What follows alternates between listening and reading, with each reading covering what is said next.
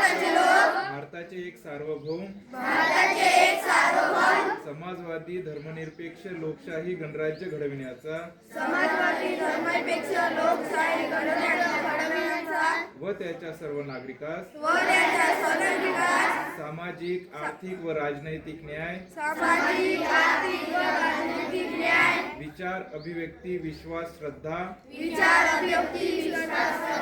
व उपासना यांचे स्वातंत्र्य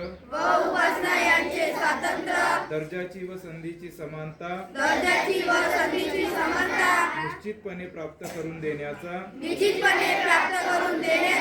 आणि त्या सर्वांमध्ये व्यक्तीची प्रतिष्ठा व राष्ट्राची एकता आणि एकात्मता यांचे आश्वासन देणारी बंधुता प्रवर्धित करण्याचा संकल्पपूर्वक निर्धार करून आमच्या संविधान सभेत आज दिनांक 26 नोव्हेंबर 1949 रोजी